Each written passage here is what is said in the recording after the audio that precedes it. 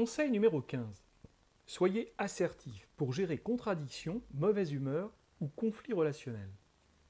Face à des groupes aux références éclatées, exprimant des visions parfois radicalement différentes du monde, le socle des références communes ne va pas forcément de soi. Les formateurs sont conduits à gérer de la diversité et beaucoup d'hétérogénéité en termes de valeurs, de préférences, de postures, d'engagement et d'identité. Cet ensemble disparate peut créer des contradictions, de la mauvaise humeur, voire des conflits.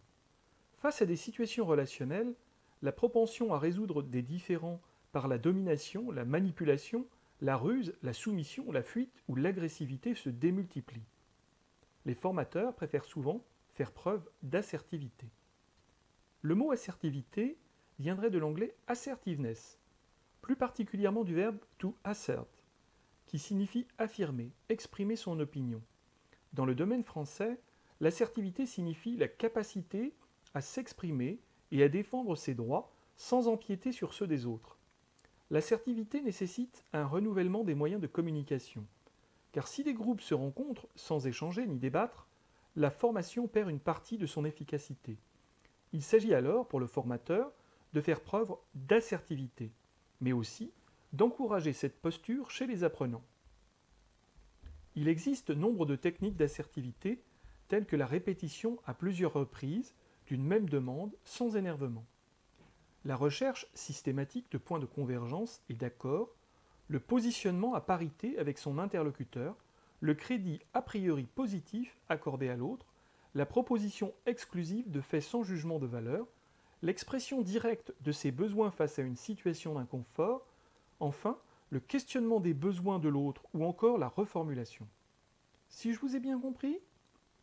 Mais toutes les techniques visant la recherche d'un compromis sont inefficaces si l'entrée en relation ne repose pas sur une vision du bénéfice mutuel.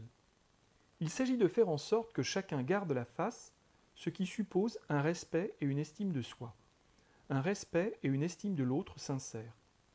Sans cette condition, l'assertivité peut être perçue comme une tentative de manipulation, et la communication non verbale trahit le plus souvent l'intention sous-jacente. La condition de sincérité se commande difficilement. Elle est l'objet d'ancrage profond. Si l'article 1er de la Constitution française de 1789 affirme « Les hommes naissent et demeurent libres et égaux en droit », cette simple phrase est en elle-même un programme politique, mais également une invite à la différence, et donc à l'assertivité.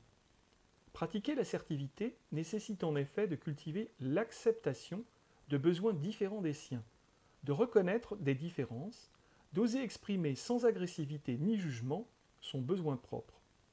Il est nécessaire cependant que l'autre puisse se saisir de cette expression et en faire quelque chose, sous peine de générer un conflit. L'assertivité permet de révéler des positions parfois antagonistes et évite de les refouler, ce qui peut s'avérer, à un moment où personne ne s'y attend, la cause d'explosions émotionnelles, de rancœur ou de conflits ouverts.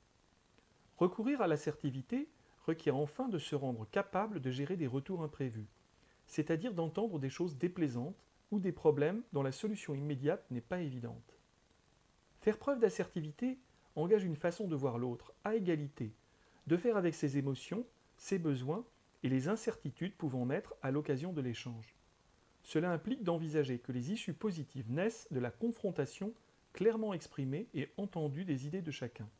Cela suppose aussi d'être suffisamment attentif à soi afin de percevoir les signaux utiles pour gérer des retours. En somme, l'assertivité place l'exigence de réflexivité en prérequis.